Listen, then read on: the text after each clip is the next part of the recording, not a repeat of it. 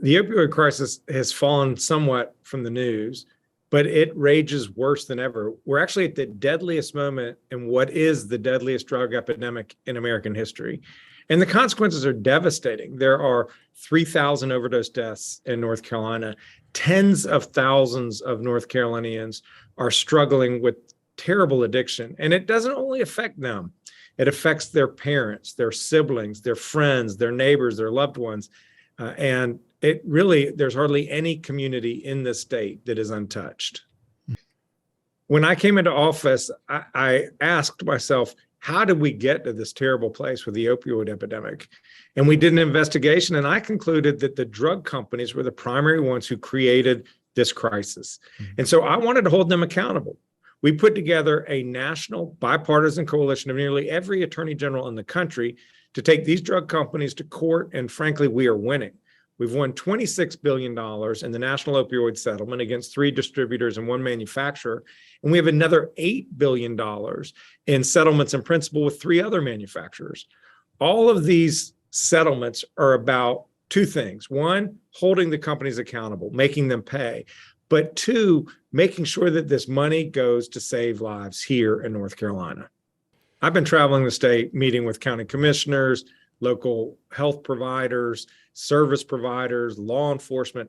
Everybody is on board with doing everything in our power to attack the crisis. And I'm incredibly moved by the passion and dedication I've been seeing around the state. And what I know is when you combine that hard work and strategic thinking with these new resources that we are bringing to bear through the national opioid settlement, lives are going to be saved. There will be more people alive and healthy next year and the year after that and the year after that than otherwise would have been but for this settlement.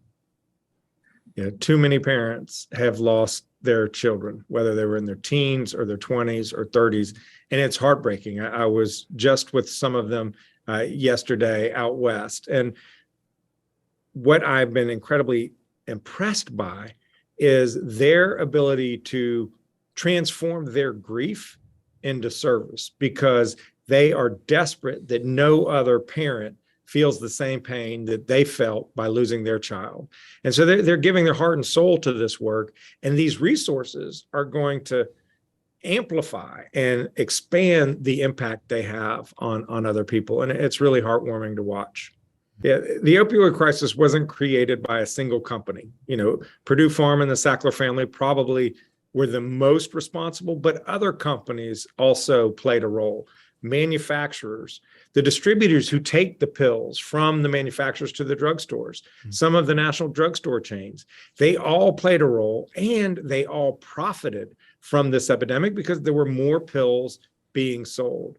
So my objective, my imperative is to make sure that every company that played a role in creating this crisis, fueling this crisis, pays to be held accountable.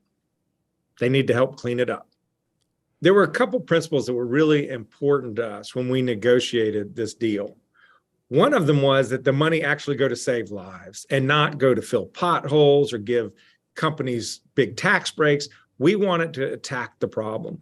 So the money has to go to prevention, treatment, recovery, or harm reduction strategies. The other thing is we wanted the money to be spent effectively.